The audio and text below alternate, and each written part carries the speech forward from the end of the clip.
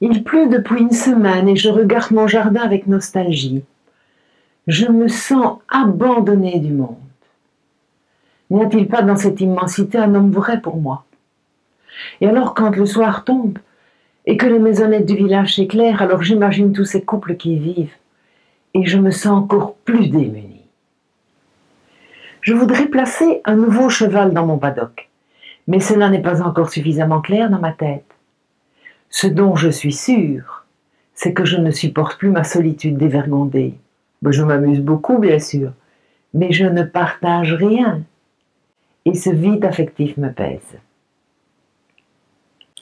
Mes amis, mes collègues et mes sœurs de la loge m'invitent copieusement pour me présenter l'un ou l'autre de leurs amis. Elles ont pitié de mon état dépressif.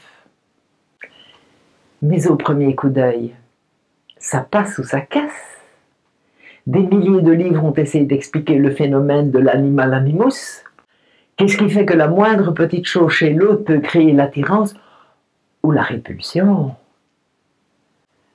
Je me souviens d'une réflexion faite par une de mes amies qui disait « Ah, moi, ce qui m'attire chez lui, c'est ce petit surplus de salive dans le coin de sa bouche. Ah, j'ai failli vomir. » Lors d'une réception chez l'une de mes sœurs, on avait choisi de m'installer à table à côté d'un jeune notaire qui cherchait lui aussi à rencontrer l'amour. Waouh!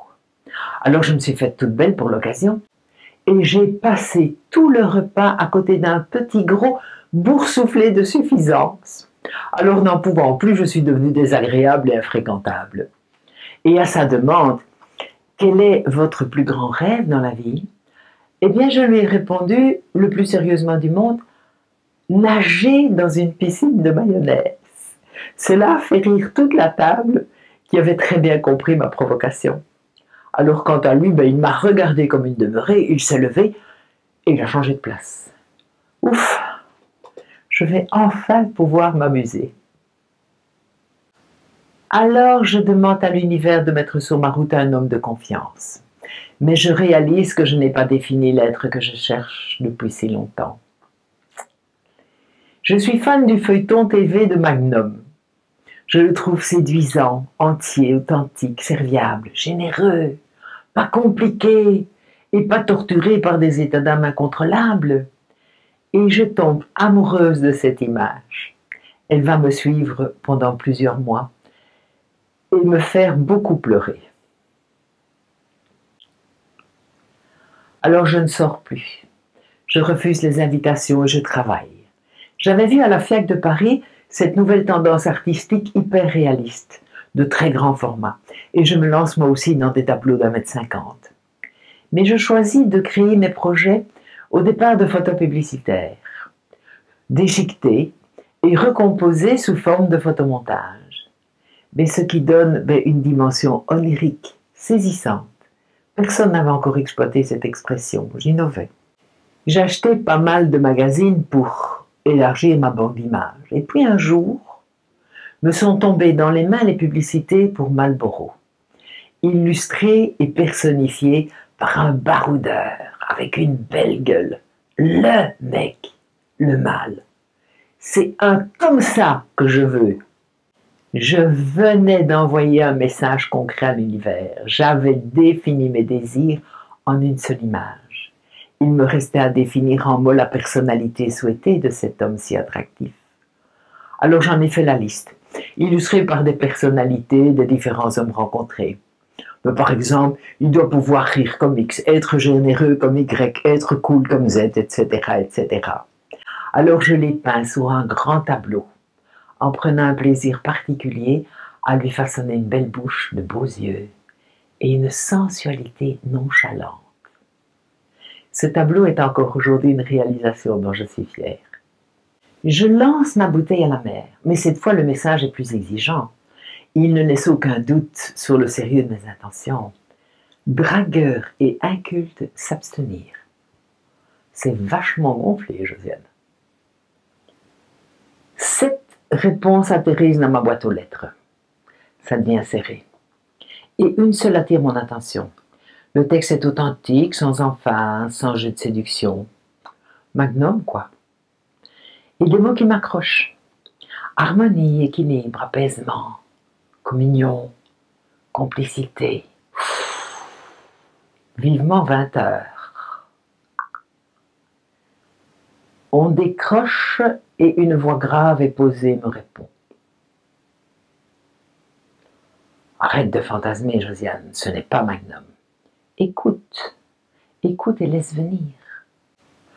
On se raconte, on se pose quelques questions, très peu, comme si chacun voulait garder la surprise sur son apparence physique, ou comme si cela n'avait pas d'importance. Je suis complètement sous son charme. Je ne sais pas pourquoi, cela doit venir du timbre de la voix. Et je l'imagine assez costaud, plutôt rondouillard, mais paisible, fumant la pipe, et installé dans un confortable gros vieux fauteuil club. C'est apaisant. Je n'ai rien contre les gros s'ils sont beaux à l'intérieur. Puis mes yeux tombent sur mon réveil qui annonce 22h30. Cela fait 2h30 qu'on minaude.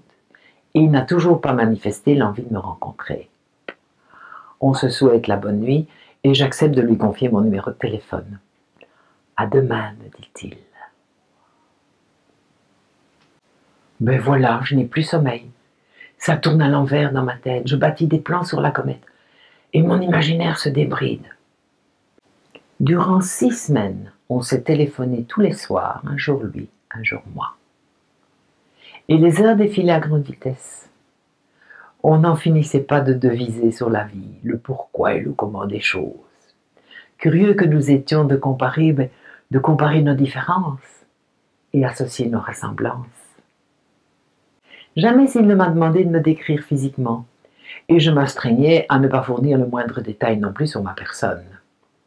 De mon côté, je ne voulais pas savoir à quoi il ressemblait, parce que sa gentillesse et sa prévenance me comblaient totalement, oui. Alors je préférais m'accrocher à mon fantasme pour ne pas gâcher cette envoûtante euphorie, parce que, on ne sait jamais. Après quelques semaines de rendez-vous téléphoniques, arriva quand même l'hypothèse qu'il serait temps que nous nous rencontrions. Mais le monsieur était très occupé, ou plutôt très demandé, ou encore très engagé. Il devait honorer pas mal de soirées chez des amis, disait-il. Le week-end prochain, il était à l'étranger, mais il n'a pas précisé avec qui. Le week-end suivant, il avait des occupations familiales. Tout cela baignait dans un flou artistique. Mais qu'à cela tienne, j'avais encore quelques petits plats bien mijotés sur le feu pour animer mes prochains moments de loisirs. À la 6e semaine, il m'annonçait être libre le samedi soir. Et si cela m'agrée, ce serait avec plaisir qu'il m'inviterait prendre un verre. Manque de bol. C'est le jour où mon ami journaliste donne sa fête annuelle, à laquelle les grandes pointures de la télévision et de la radio sont conviées. C'est l'ambiance assurée et il n'est pas question que je rate cela. C'est à Marbais, le village à côté du mien. Mais je me sens partagée. Et comme je n'arrive pas à trancher, je décide tout de go de l'inviter à m'accompagner. Waouh!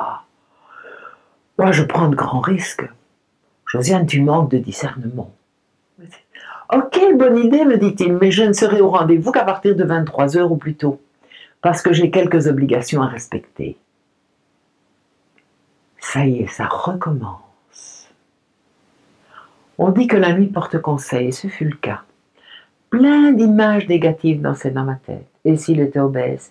Et s'il marchait avec une prothèse? Et s'il était laid à faire peur? J'aurais l'air malin, moi, devant la horde de journalistes qui me draguent d'année en année. Samedi, c'est le plein boom.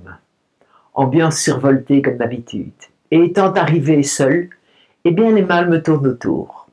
Alors je les garde au chaud, mais je les tiens à distance, car j'ai rendez-vous avec la voix à 23h, devant l'église de Ham-sur-Eure, mon village. Alors à 22h45, je quitte discrètement l'assemblée et je me pointe avec ma 2 chevaux au lieu de rencontre. Première cigarette pour la contenance. 2e cigarette pour la réflexion. 3e cigarette contre l'énervement. Je décide de quitter les lieux et d'aller l'attendre chez moi. Il connaît l'adresse. Je la lui avais communiquée par précaution. Alors je bois un whisky pour passer le temps et je résiste une demi-heure. Josiane admet que tu t'es prise un fameux lapin. Mais qu'à cela ne tienne, je sais que je suis très attendue dans le village à côté. Je colle néanmoins sur la porte un grand papier à dessin mentionnant l'adresse de mon ami et son numéro de téléphone. Parce qu'il faut rester positif et faire confiance à la vie. Et ne pas se laisser abattre par les inconvenus. Tout problème a toujours une solution. À 2 heures du matin, le téléphone retentit. On demande Madame Dinan. J'abandonne mes admirateurs éberlués pour prendre connaissance de l'excuse que je vais devoir avaler. Et je décide de tutoyer d'emblée mon interlocuteur. Pourquoi? Pour sauver les apparences auprès des 3 mâles qui, avec réserve, s'étaient approchés, mais pour connaître la tournure qu'allait prendre leur soirée. Désolé pour cette arrivée si tardive, me dit-il, mais je suis là devant l'église. En clair, ça veut dire qu'il est passé chez moi, donc il a vu le mot sur la porte et eu connaissance du numéro de téléphone de mon ami CQFD. On touche au but. Il est vraiment dans le coin. Comme une alouette, je m'envole vers la place de l'église. Mais l'église de Hamsurer, celle de mon village, comme convenu. Et j'attends. Je crains le pire, s'il ressemblait maintenant à Quasimodo. Comment vais-je oser le présenter? Car maintenant, par mon comportement de biche effarouché, j'ai éveillé la curiosité de tout le monde. Et on se doute que j'ai rendez-vous avec un inconnu. C'est pas glorieux. Le ciel est noir, parsemé d'étoiles. C'est un peu angoissant de se retrouver en pleine nuit devant le porche d'une église imposante et indifférente à mes turpitudes romantiques. La lune provoque une grande ombre noire sur la place. Dans un tremblement de main plus accusé, toutes mes allumettes s'éparpillent sur ma voiture. Il n'est pas question de perdre mes allumettes, c'est ce que j'ai de plus précieux en ce moment. Alors je m'installe à 4 pattes, vais vous rassembler mon trésor. Et un retentissant bruit de relance de moteur fait son apparition sur la route en provenance de Marbais. En 3 secondes, le bruit est derrière moi, accompagné d'un crissement de pneus. Serait-ce lui? Je me précipite sur mes 2 jambes pour retrouver ma dignité et ne plus lui imposer mon arrière-train. J'observe la voiture à l'arrêt à 10 mètres de moi. C'est l'heure de vérité. Je me sens fébrile. Ça passe ou ça casse. Une longue silhouette noire d'1,87 m se déplie hors de la voiture et reste là, immobile. J'avance à pas de loup. Ouf, il n'est pas obèse, il n'a pas de jambes de bois. Et ma figure se déchire dans un sourire d'émerveillement. C'est Magnum en cheveux raides. Oh!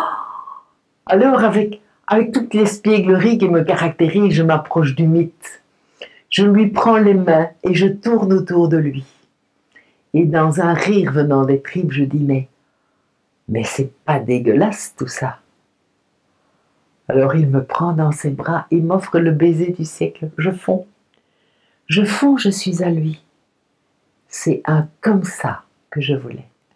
Merci la vie. On est repassé par ma maison pour que nos attitudes fassent connaissance. Et puis j'ai proposé d'aller rejoindre la fête. J'avais tellement hâte de le montrer au monde. On s'est assis dans un coin, oubliant complètement l'univers bruyant autour de nous. Et mes admirateurs désemparés de ne pas faire le poids, eux sont partis chasser ailleurs. Nous avons repris notre conversation de la veille. Et on ne s'est plus quitté jusqu'à aujourd'hui. Cela fait 33 ans. Merci la vie.